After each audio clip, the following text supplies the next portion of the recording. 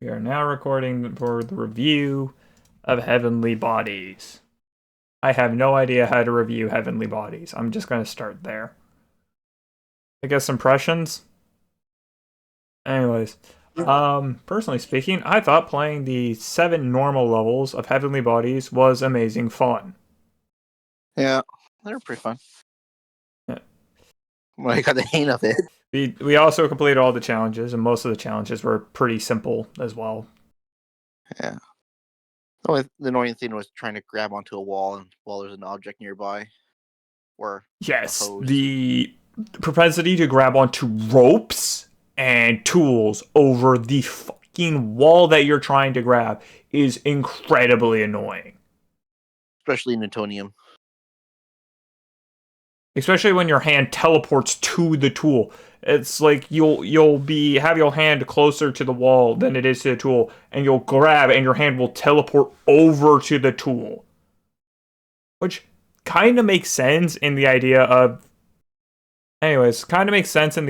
like trying of you need to make it easy enough to actually get your hands on the tools to begin with, which can be kind of annoying when you're floating in space.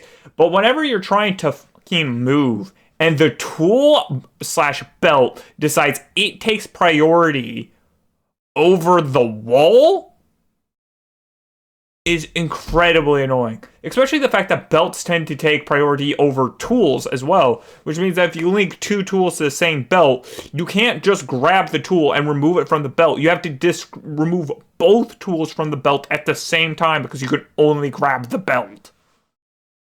Which made the cleanup DLC hell. Where they want you to micromanage 6 different tools. Sometimes up to 4 in a mission. We did 100% the cleanup DLC as well. Though I'm not sure why they decided to change the story between the DLC and the main game. Because in the main game, the station explodes because the generator blows up. But then in the cleanup DLC, you find out that it was actually because a large asteroid slammed into this, a large celestial body slammed into the heavenly body station, and then you actually see said celestial station show up, a celestial body show up, and you have to blow it away with a rocket booster, which was very annoying to try and do because gravity is not that intense in space, but they decided to make it that intense. Yeah.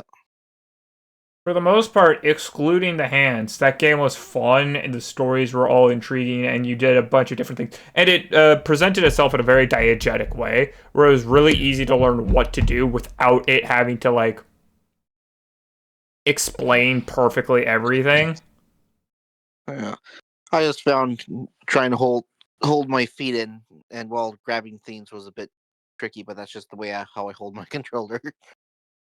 Yeah, well, the leg tucking isn't especially useful anyways.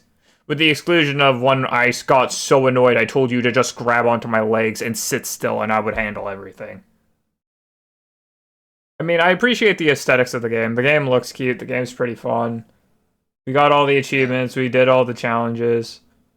The story presents itself in a very clean way. The camera hijacking that wasn't skippable was very annoying. But for the most part, you could skip most of the camera hijacks, so that's fine. And the ones that aren't skippable anyways are kind of like, well, you couldn't do anything while this was happening anyways. But it's like, some of those, in the plant section, when you open the gate, if you have one person outside and one person open the gate, the person who's outside gets stuck outside and can't do anything for 20 seconds while the ice is melting.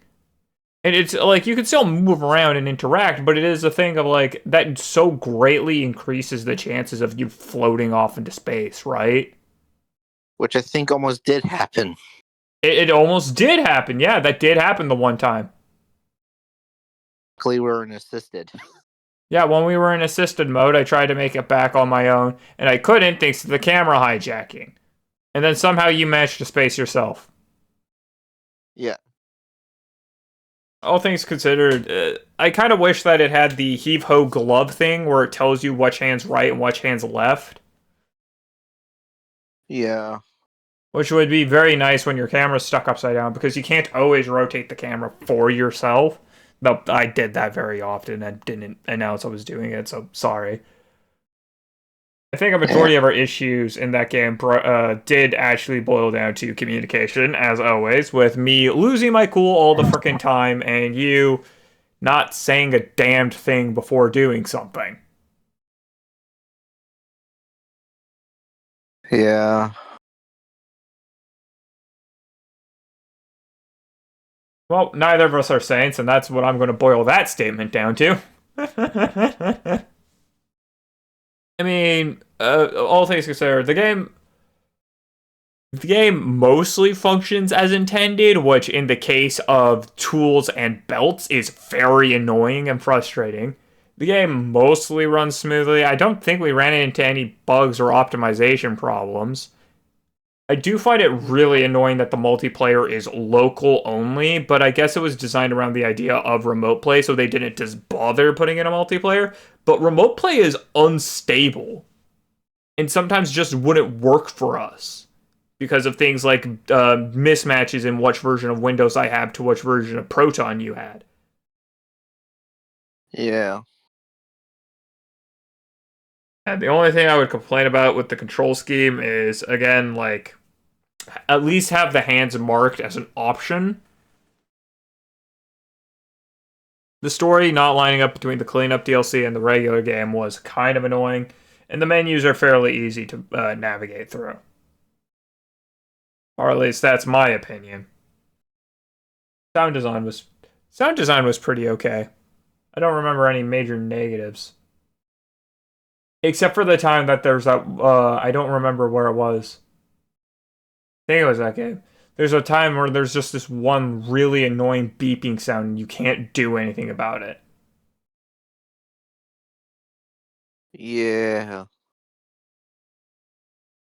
I can't remember where that was either. Was that when we were extending the antenna? That sounds about right. It was the cleanup DLC whenever you got close to one of the old mission boxes. Excluding, for the most part, the one thing that I'm going to state probably wasn't intended and was the worst thing in that game. And it probably is actually a bug now that I think about it. My arms getting stuck beneath my own belt. Whenever you had a tool attached to your belt. Yeah. That one sucked. That was so annoying and egregious. That game really couldn't make up its mind about how to do proper space physics now that I think about it. Because, well, it's already weird that we're wearing the spacesuits on all the time while we're indoors, which is not how spacesuits work. Yeah. I just realized this about, like, the satellite building mission. But when you open the doors to eject the satellite, is that room already deprived of air before you open the doors? Because otherwise, opening the door should just automatically launch it, right? Yeah. Because it should technically cause a depressurization event. Which, now that I said that area isn't secured. There's, like...